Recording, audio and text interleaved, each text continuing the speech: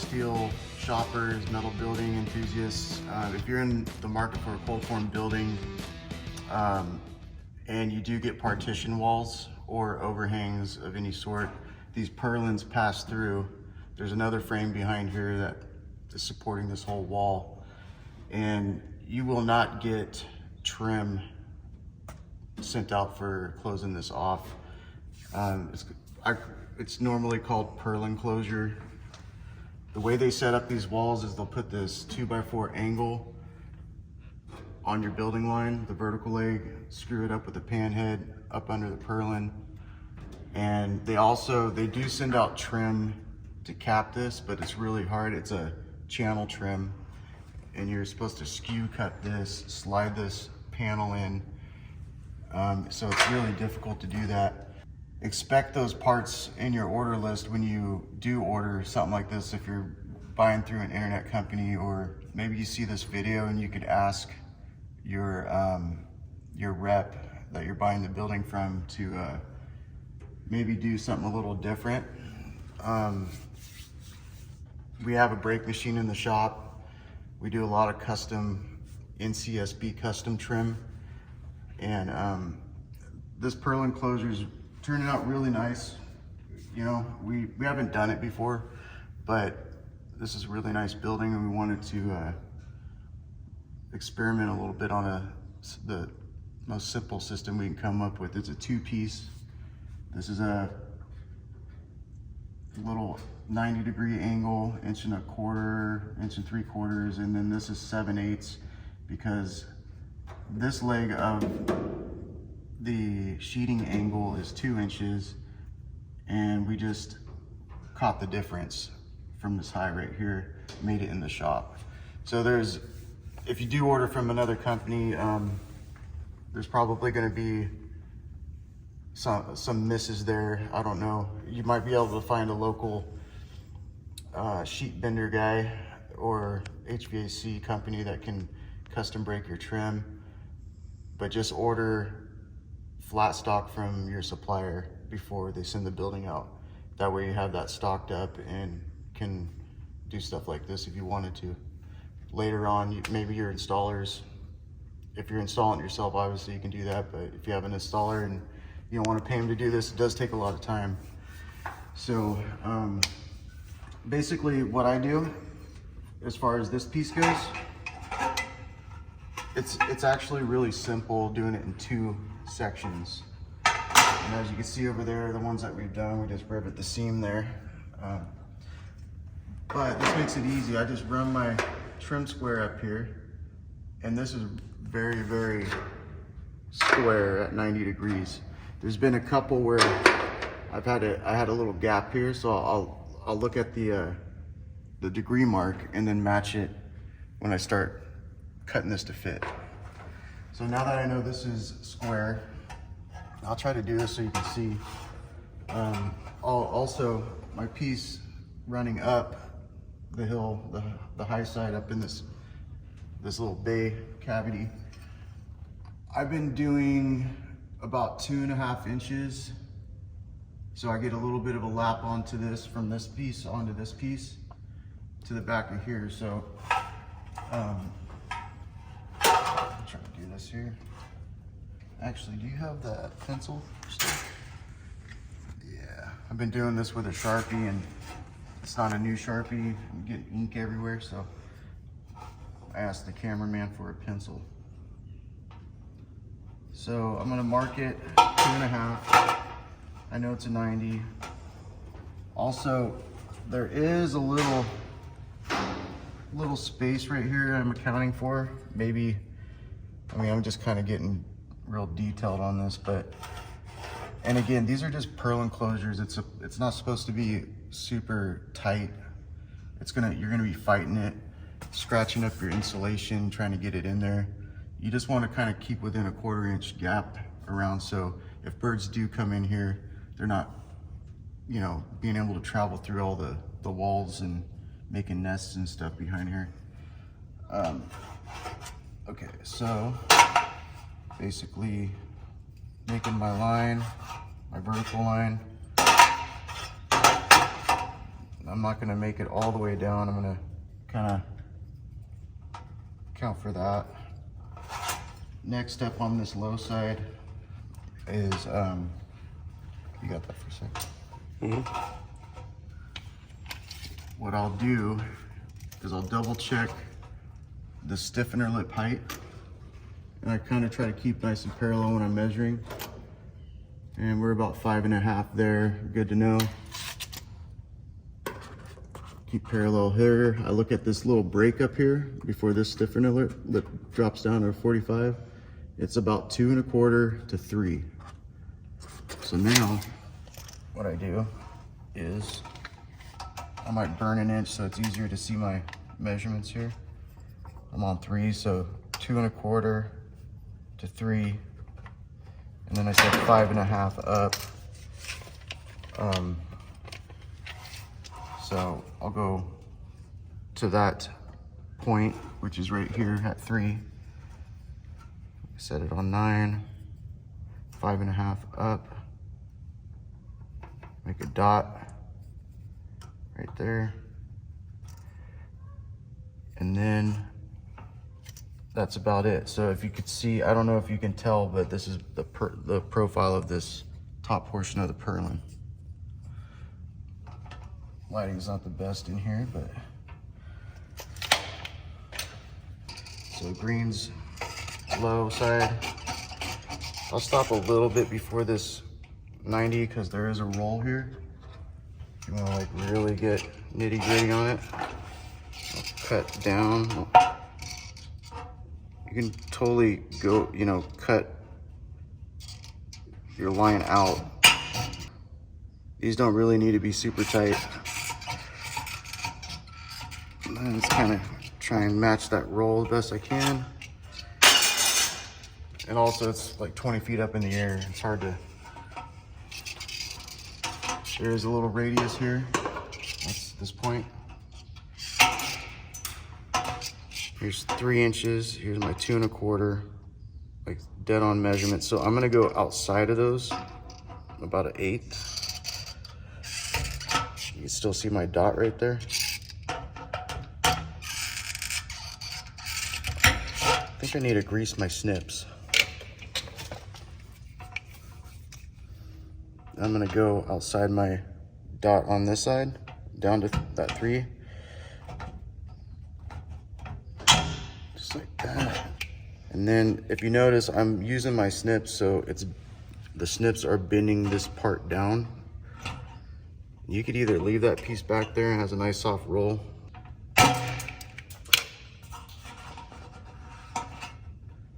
or you could break it off. There's one more measurement I'm gonna check, because I checked this 3, this was 5.5. I'm just gonna double check the upper flange, and that says 6. So this is a little more than 6. So I'm gonna go ahead and shave that off so I'm not running up against it too much. Just like that. Go ahead and do that roll one more time. And again, these things aren't, it's not an exact science or anything, but once you get the hang of it, it goes pretty smooth. And you gotta make little adjustments too. I could see one already I'm gonna make. You can see, like when I set this up here where I know it's gonna get screwed into, you can't see where I did it over there, but I'll set this one up, set the other one up, and I'll show you. I'll just find close to center and screw it in. And that's important too if you're doing this trim system. But it's binding up right here, just a little bit up at the top. But I do got a good lap. I'm happy with this gap here. It's not even maybe an 1/8 all around, which is really good. So again, I'm gonna grab the correct snip. I'm just gonna relieve that a little bit more. Check it again. Here's another tip. If you got insulation, just dip this in so you're rolling it back. That way you're not to them like that and scrape in the exposed insulation. So that fits a lot better. Not like anyone is ever gonna see that, but that's enough for us to move on to the next piece. And this should stay up in here. If you're really worried about it, you can put a little clamp here or something. And then I made a template for this situation over here.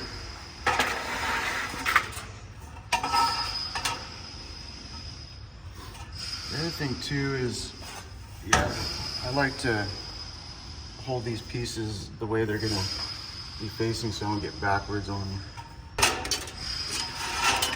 Here's my template, and this is for the upper half. And I made this on that other side, which you can see how far we got over there. We're working on this side because it's over the stairs. We needed the boom. It's where the sun hits first. It gets pretty hot under the roof. It's a black roof. Insulation does do a pretty good job, but when you're up in this, from that point where that slope starts coming up, it's like that's the area where all the heat stays. So there's websites online. We don't really deal too much with the I'm kind of getting off topic, but ventilation stuff. It's really nice to have gable end vents. You can do ridge vents, but that's a penetration in the roof, which is kind of, you know, one of those things that might leak one day. Anyway, so I made a note, add a 1/4 inch to this template. You can make a template and have that 1/4 inch there. I messed up a couple pieces, but now after messing up a couple, I remember every time. So I'm adding a 1/4. I'm not marking this anymore because I did that a couple times, and luckily these pieces are long and I just had to do it again. But just kind of scribe this out like that. And that's it. Just to get my little profile there. At this point, I'll square this down behind. And I'll cut this out. And this is what I meant earlier, is you only need your reds for this. And I kind of found a way to where you're not making a bunch of little cut pieces. Start just a straight overcut.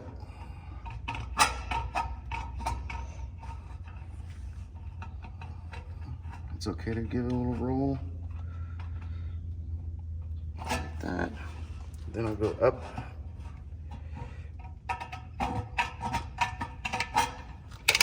Bend this up like that. I'll just continue this way. There's no way to get your greens in here to get this to fold down for you like that bottom or this lower piece when I did that. So you're just gonna have to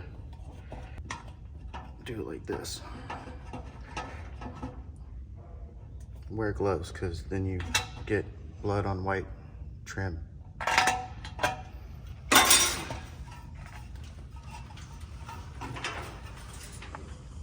Okay, I'm gonna do a couple other little, you see that's probably gonna hang up in that radius. Just to give it a little relief.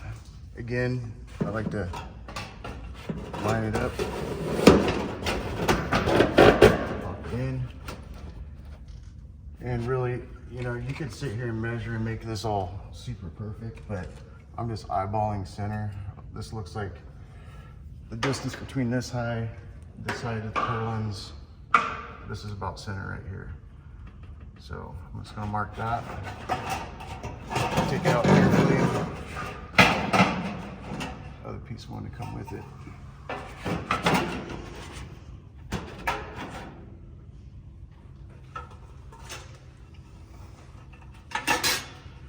And being that this is going to be exposed, I'm going to do my best to make this a factory edge cut with my snips.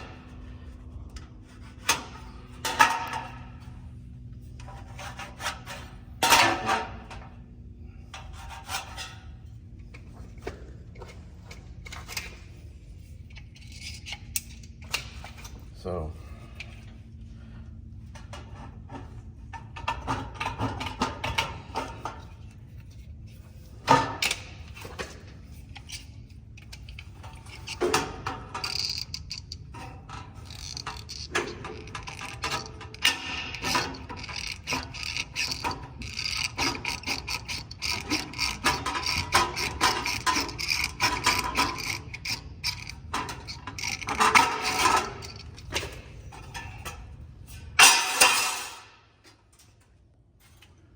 I just thought of something I can prep myself for, because I have the setup for rivets right now.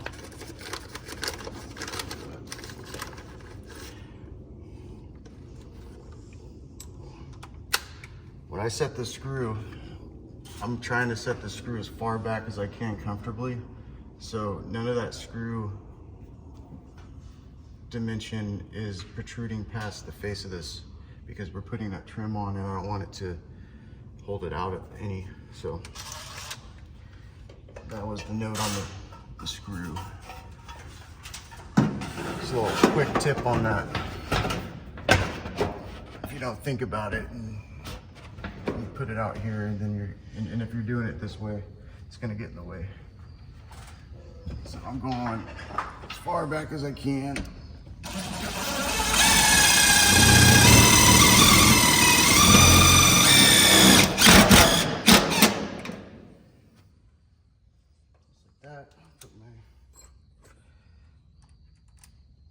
The other thing too is when you're doing trim, it's really nice to have a new rivet bit, which is 9/64. On the website, if you dig in there enough, there's a NCSB tool list and Amazon link for those bits. So what I was doing, or I kind of came up with, is where this bit shank ends and it starts getting into cutting portion of the bit. That's about how far up I'm going. Whatever measurement that is, I don't know. I'm just trying to do something consistent. Not a lot of pressure, getting that hole started.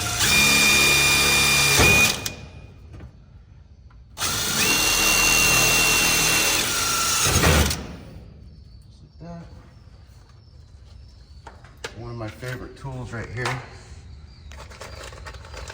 Years and years of just hand riveting.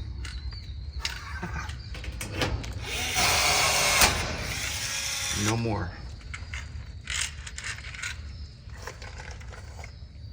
So if you have your own YouTube channel and deal with sheet metal and riveting, and you're in something like this situation, or you're just working by yourself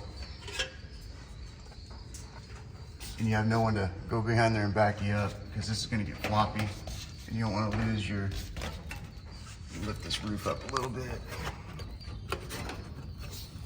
Get that in there.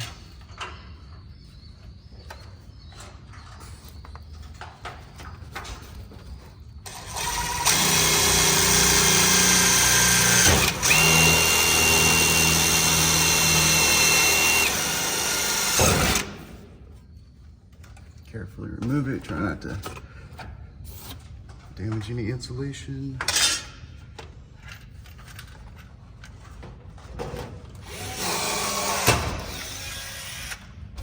So that's pretty much the whole process there. Putting this trim on is really easy. You just set it up there. I'll try to find it doesn't need to have rivets every 12 inches. I just find our stitch line and keep rolling with that. And yeah, you just set it up there. We're gonna have to do another section before we put this next piece on. If you find this content useful, or you think somebody would find it useful, please share, subscribe. It helps out a lot. There's been a few customers recently that reached out to us, and they had put their engineering deposits in and wish they found us sooner, which was super flattering. And I try to help as much as I can. I don't do any marketing. I I don't want to overextend what we can do as a service, as far as even the building sales. It's kind of a one-man show, and limited exclusive, installs too around our area, which is Grass Valley, Marysville area. But we do go where the money is. If it's interesting and the customer really needs us to put it up, we can talk about that. But yeah, just sharing the content could help somebody. Maybe even just get more knowledge on what's actually happening with cold form buildings, because people are selling them like hotcakes all around the country. There's a lot of marketing going on, and they're new companies, which is great. It's a great product, but it's very demanding in a lot of ways on the install and the design too. There's details that need to be addressed, and I'm trying my hardest to do that in the back end with the support teams and stuff, and they do great. They've heard me out on a lot of things, and it's helped out. Super appreciate you guys watching. Hopefully this helps. It's a freebie. It's not going to be on our unlisted how-to videos. I'll just let this one go out there, and if you are a customer, you do get access to those unlisted how-to videos. We try to encourage the DIYer, or support their contractor or installer, whoever's doing it, the best we can. And yep, thank you for watching, and see you next time.